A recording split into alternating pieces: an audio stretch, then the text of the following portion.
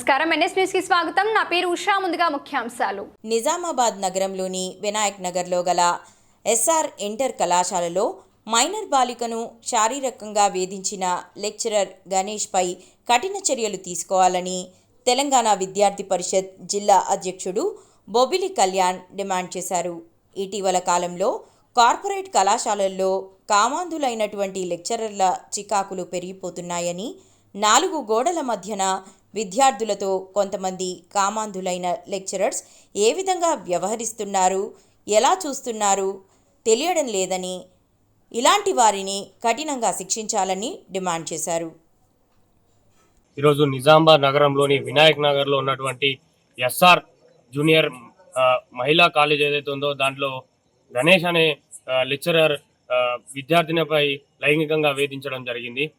ఈ కార్పొరేట్ నిజామాబాద్ జిల్లాలో అదేవిధంగా రాష్ట్రం మొత్తంగా ఉన్నటువంటి కార్పొరేట్ విద్యా సంస్థల్లో 4 గోడల మధ్య ఏమవుతుందో బయటకు రాని పరిస్థితి ఈరోజు కనబడతా ఉంది.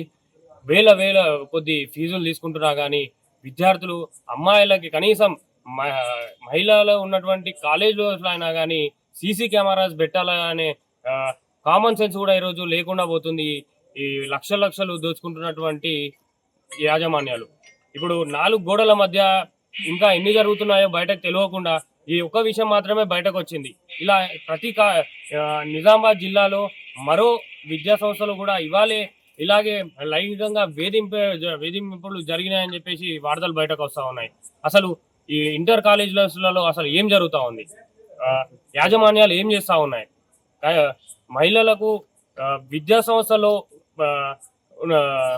భద్రత లేకపోతే ఇంకా ఎక్కడ భద్రత ఉంటుందని చెప్పేసి తెలంగాణ విద్యార్థి పరిషత్గా డిమాండ్ చేస్తున్నాం. ఎవరైతే గణేష్ అనే లెక్చర్ ఉన్నానో వానిపై కఠిన చర్యలు తీసుకోవాలి, పోక్సో యాక్ట్ బుక్ చేయాలి. ఇప్పుడే ఎస్ఐ గారితో కూడా మాట్లాడడం జరిగింది. సార్ కూడా రేపు ఈవినింగ్ వరకు రిమైండ్ చేస్తామని చెప్పేసి మాట ఇవ్వడం జరిగింది.